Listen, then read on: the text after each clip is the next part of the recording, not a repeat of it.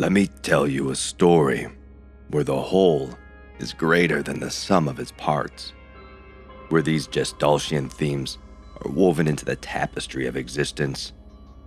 It begs the question, are we all just echoes in a simulation, clinging to our superfluous shells?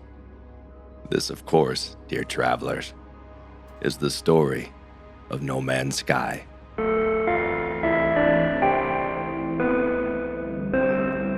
Hey travelers, welcome back to Ghostlight. I know, I said I was breaking up that last chapter into a few parts, but after production started on this part, I quickly realized that it needed to be its own separate chapter. It should be evident by now that I'm just making it up as I go. In this part of the story, we don't really have a full picture. All we can do is point to the evidence that we do have and try to draw some conclusions. Simply put, I'll probably be saying it's possible a lot. So with that said, spoilers ahead with the Interceptor update and Expedition 10, Singularity. Chapter 4, the First Convergence. Okay, before we start, we need to talk about the world of glass.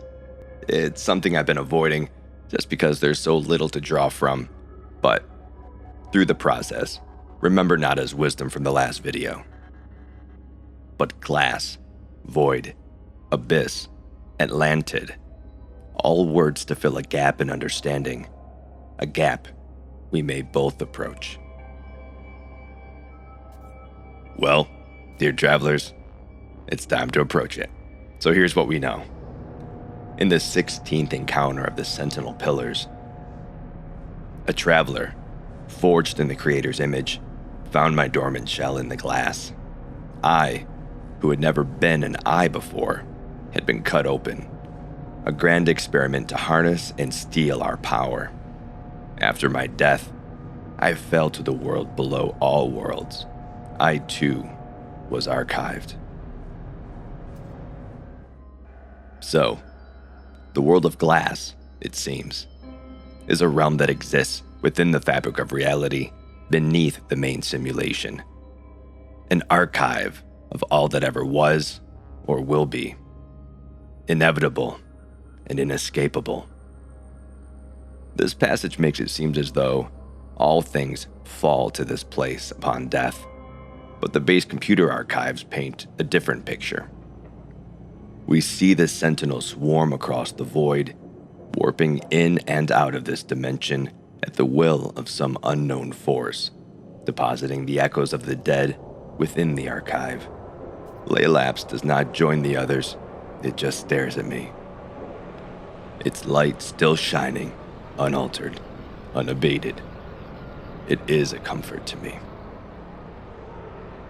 Here, it seems that the Sentinels act as mechanized Grim Reapers of sort, ushering in the undead across a multiversal river Styx to rest in the archive of glass.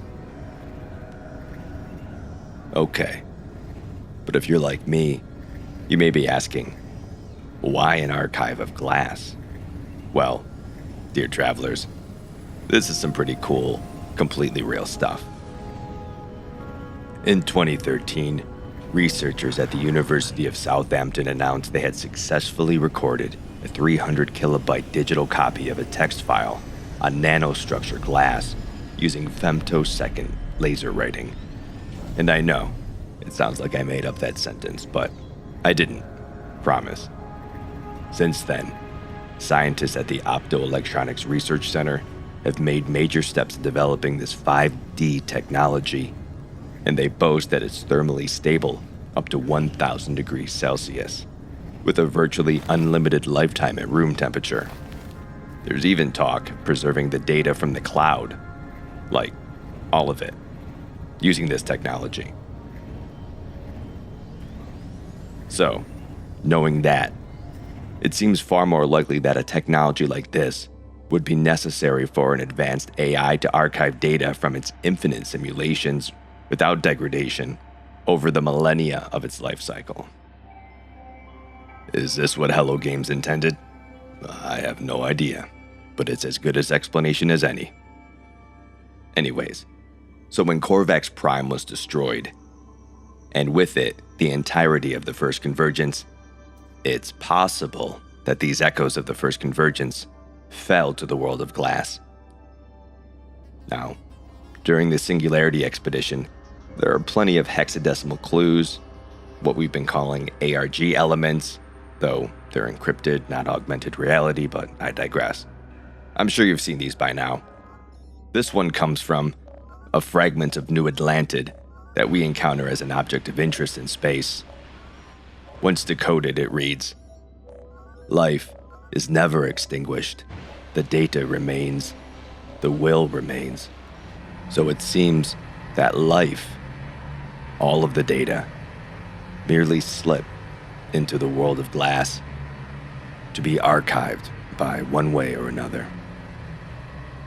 Okay, moving on. Now, just so I'm not bearing the lead in this video, I want to get this out there, though technically it's speculation. These constructs, the autophages, the sentience echoes that we search for, and the echo seeds we collect during the expedition.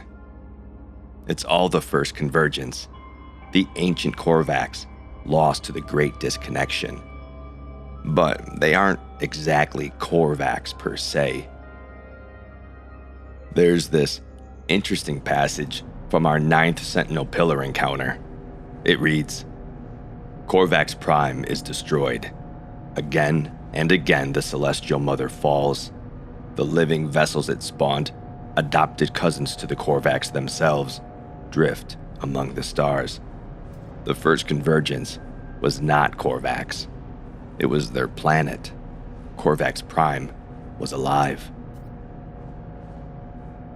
Now, we've briefly discussed how the Korvax life cycle progresses.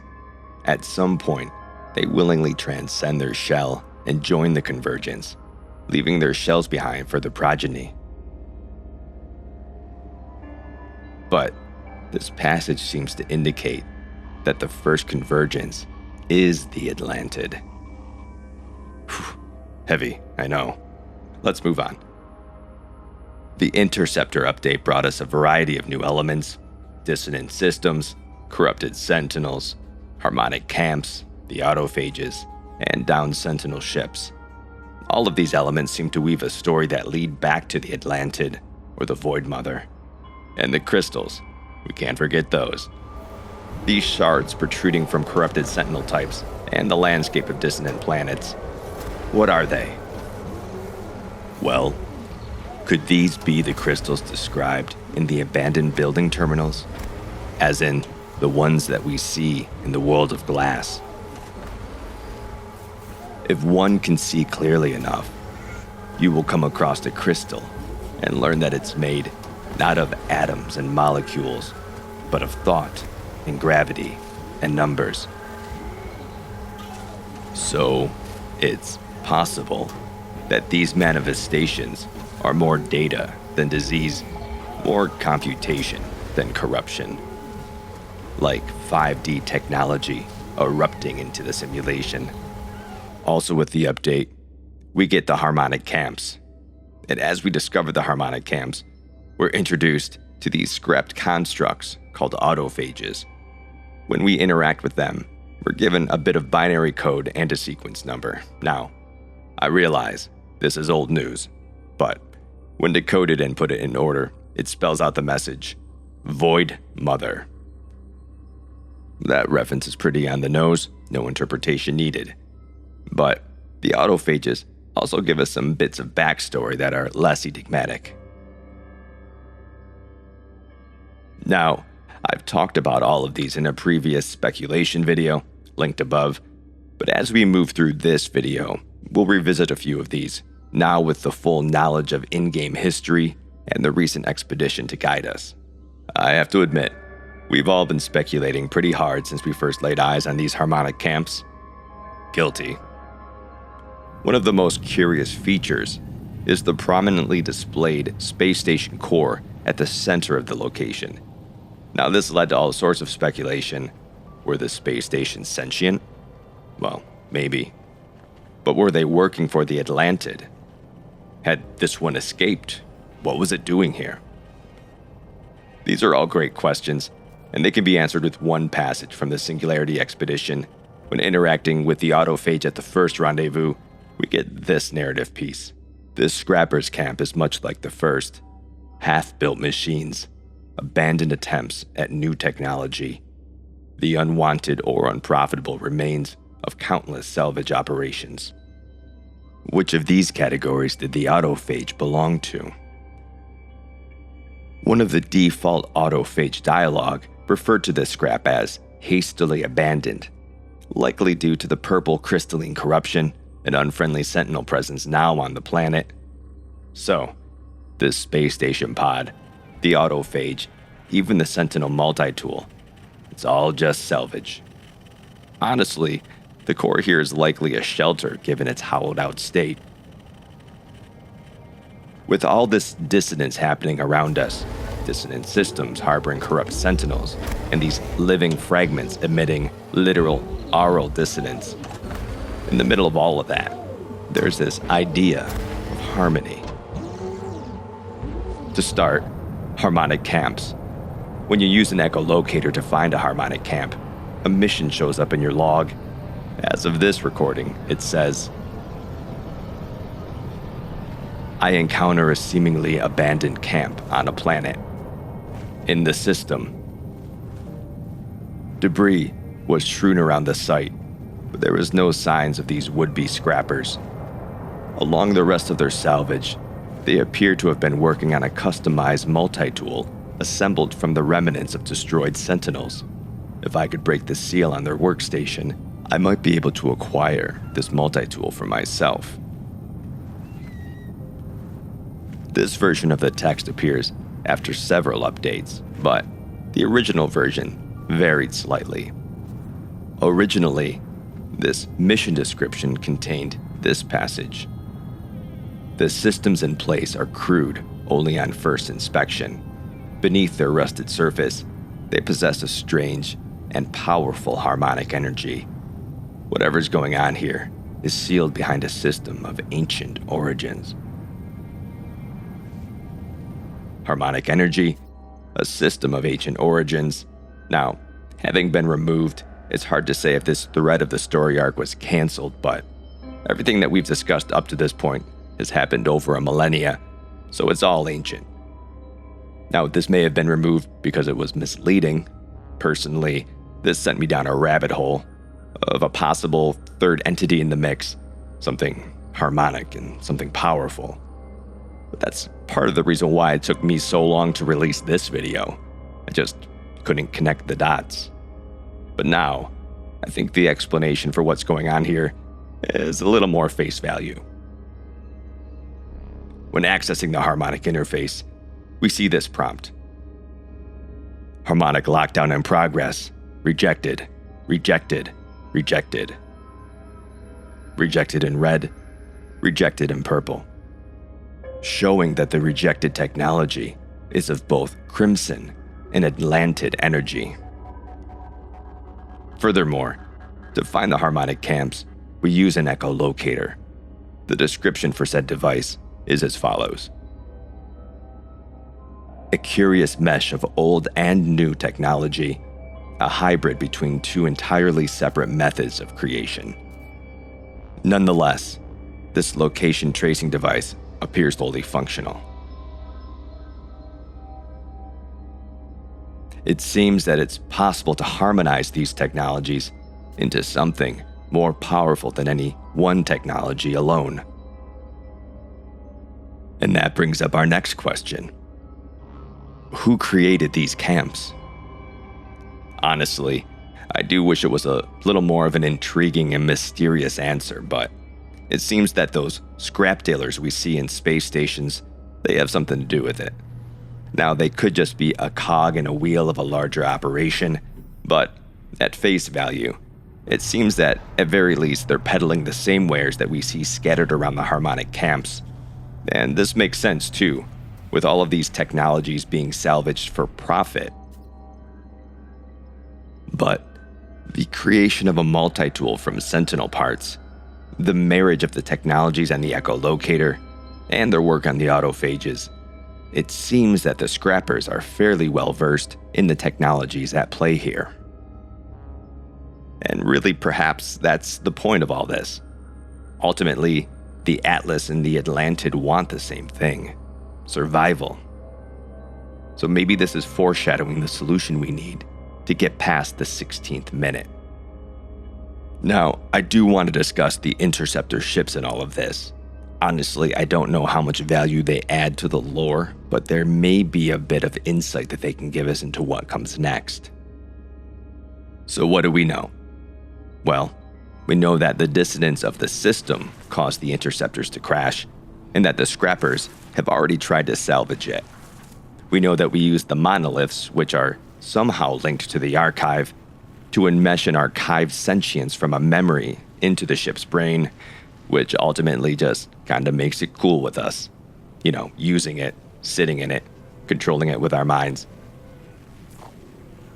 So that act must sever the link to the Sentinel hive and restore it to a previous save where it hadn't yet been traumatized by the destruction of Korvax Prime, I suppose.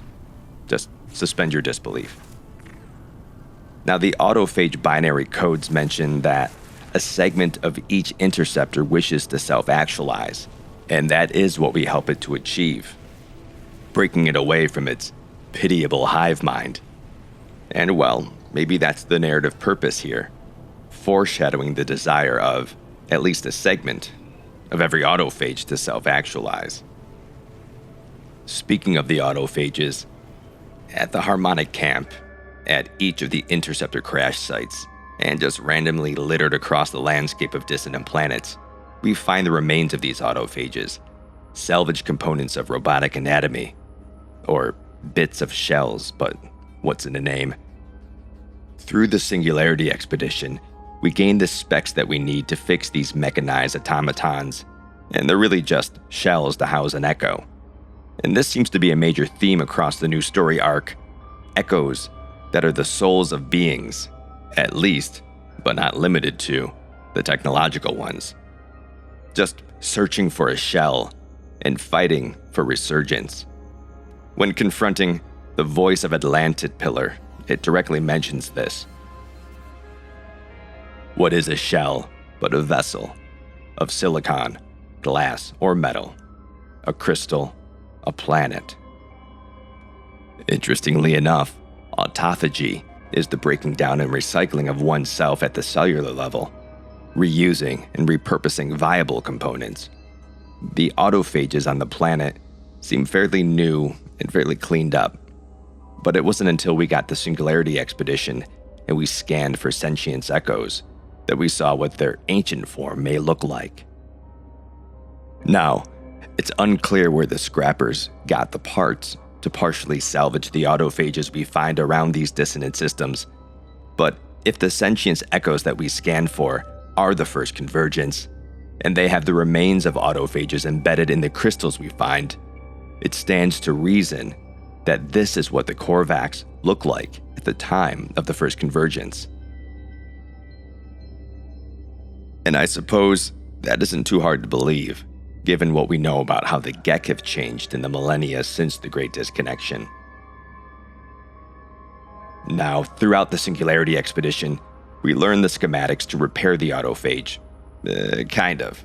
We still need to hit up our local IT guy for help, but eventually we're successful in installing an echo seed into this new shell we've constructed, which we call, fittingly, the Construct. When the Construct's shell boots up for the first time, its systems automatically seek out Minor Simulation Branch 19. It's trying to connect to a network that doesn't yet exist. When we upload the Echo Seed, it reawakens and immediately feels the disconnection from its network. We ask for Nada's help, and they suggest that we find the rest, but Nada quickly realizes there are far too many echoes to home on the anomaly and suggests that we upload into the simulation running on the Prime Terminal. Now, the Prime Terminal, this is where we put Artemis back in the main story, and it's really just been sitting here in the back of the anomaly ever since.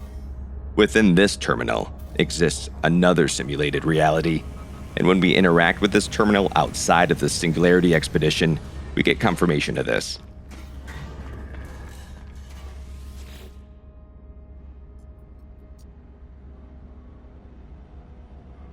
Also take note that this secondary simulation is designated with the number 5.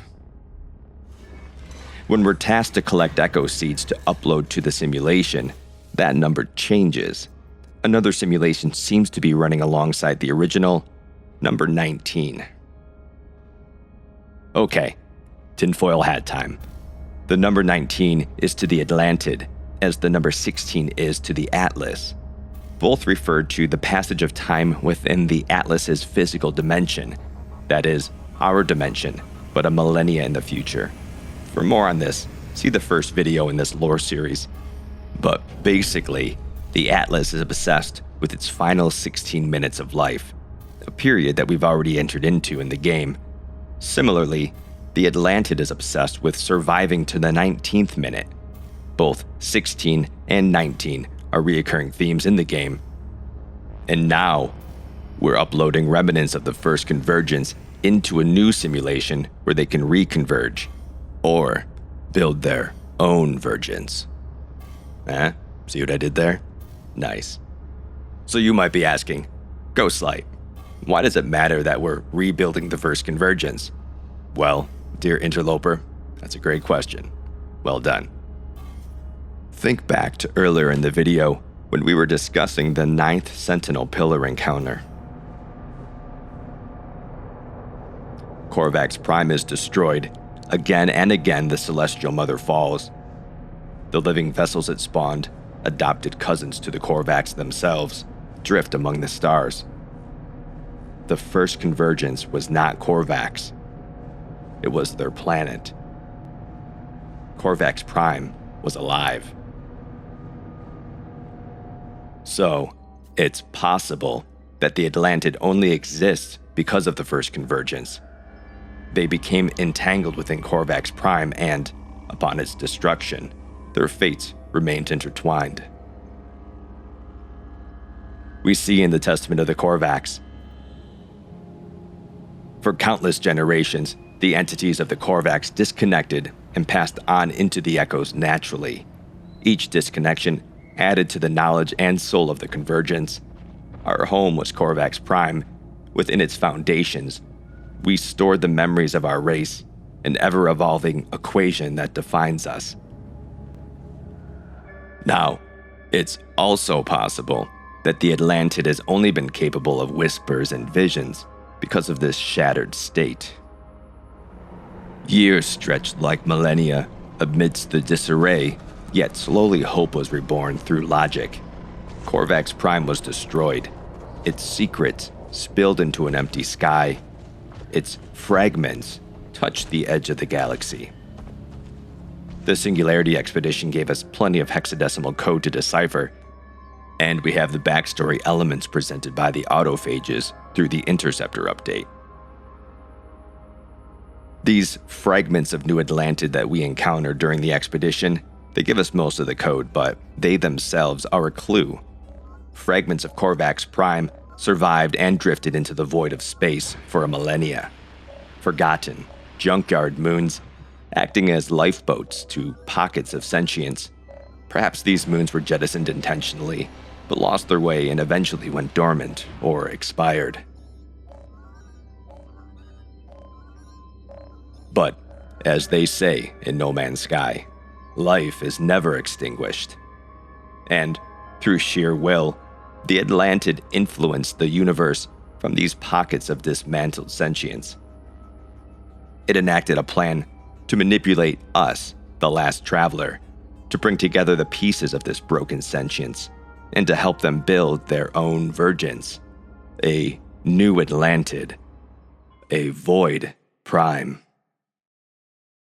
But there is hope. Our construct isn't like the echo seeds converging in the new simulation. It has shape. It has a spark. And no matter how you've chosen to light that spark, that has made this construct something more, something unique. something singular. So, what role, if any, do we play in the Atlantid's plan? What of the talk of reassembling the creator? How does Null fit into this? And while we're on the topic, did he replace Ariadne to get closer to the Prime Terminal? Well, we'll explore that in the next episode, whenever the next update is released. Well, I hope you enjoyed this video. Please like and subscribe, hit the notification bell so you don't miss any future videos. And as always, sweet Rift Walkers, I'll see you tonight.